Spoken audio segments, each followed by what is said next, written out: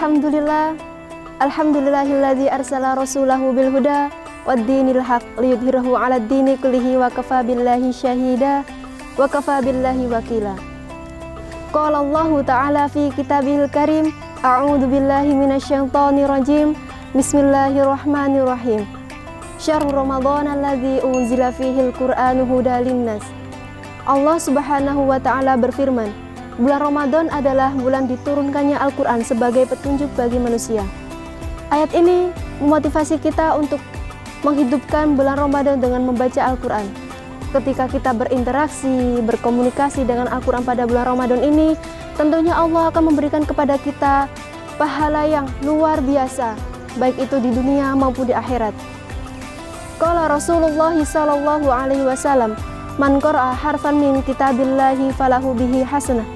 Barang siapa yang membaca satu huruf dari Al-Quran, maka ia akan mendapatkan satu kebaikan. Wal hasanatu bi'athri amsalha. Dan satu kebaikan itu bernilai 10. La aqulu alif lamun harfun. Aku tidak mengatakan bahwa alif lam itu satu huruf. Walakin aqulu alif harfun, lamun harfun, wa mimun harfun. Akan tetapi aku mengatakan bahwa alif itu satu huruf, lam satu huruf, dan mim satu huruf. Dari hadis ini kita mengetahui bahwa Allah Subhanahu wa ta'ala itu maha pemurah kepada hambanya. Dalam membaca satu huruf saja, kita akan mendapatkan 10 kebaikan. Apalagi pada bulan Ramadan ini, tentunya Allah akan memberikan, tentunya Allah akan melipat gandakan kebaikan-kebaikan yang telah kita lakukan. Tidak hanya bagi mereka yang bagus bacaan saja, akan tetapi bagi mereka yang masih terbata-bata dan masih memperbaiki bacaannya, Allah akan memberikan kepadanya 2 kebaikan. An Aisyah radhiyallahu anha qalat, qala Rasulullah sallallahu alaihi wasallam.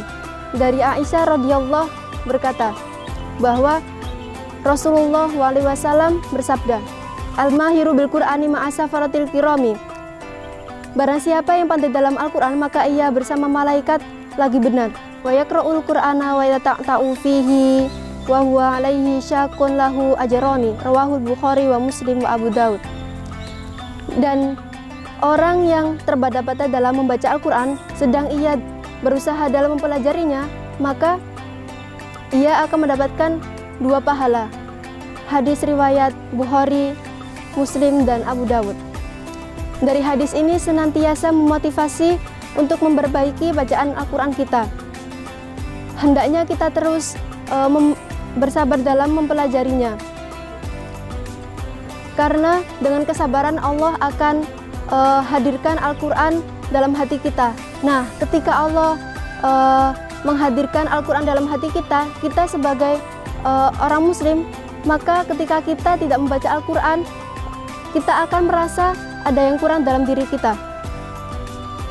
Nah, bagaimana sih strategi dalam menghatamkan Al-Quran pada bulan Ramadan kali ini?